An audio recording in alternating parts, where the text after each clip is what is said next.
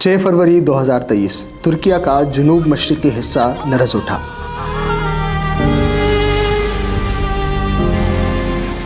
ये धचका 7.8 और 7.5 Richter scale के यके बाद दीगरे ज़लज़लों का नतीजा था।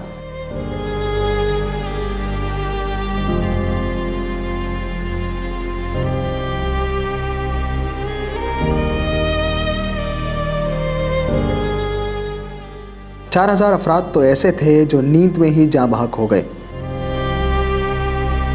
एक क़यामत का मंजर था जिससे तुर्किया दो चार हुआ।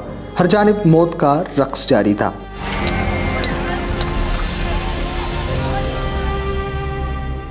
इब्तिदाई ज़लज़ले के बाद 50 मज़ीद आफ्टर शॉक्स भी आए।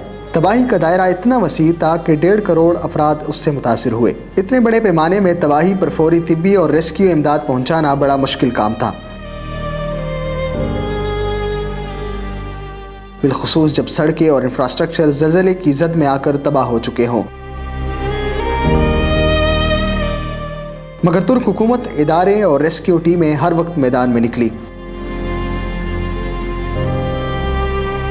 इस मौका पर सदर एर्दोगान का हौसला दीदनी था, जिन्होंने एक सरबराही मुमलिकत से बढ़कर एक खानदानी सरबराह का किरदार अदा किया और ज़लज़ले से मुतासरा हर शहर में रेस्क्यू इंतजामात की निगरानी खुद की। दूसरी जानिब पूरी दुनिया तुर्किया की इमदाद के लिए आगे बढ़ी। तकरीबन हर मुल्क से इमदादी और रेस्क्यू टीमें तुर्किया रवाना की गई और सब ने मिलकर न सिर्फ दुख की इस घड़ी में तुर्किया के जख्मों पर मरहम रखा, बल्कि गमज़दा तुर्किया की हिम्मत भी बंधाई।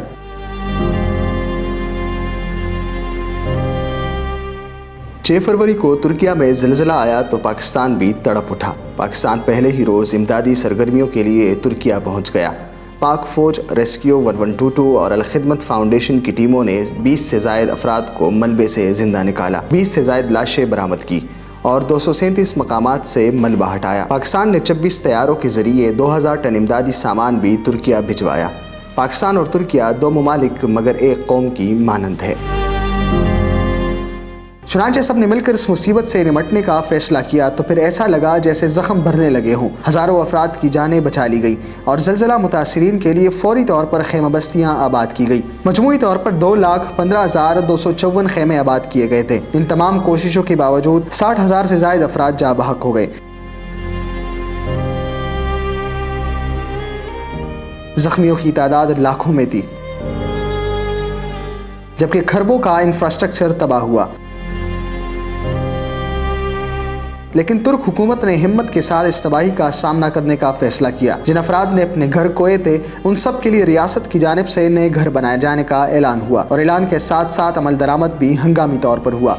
अब तक 1 लाख से ज़ायद घर मुकम्मल हो चुके हैं और उनके मालिकान के हवाले भी कर दिए गए हैं।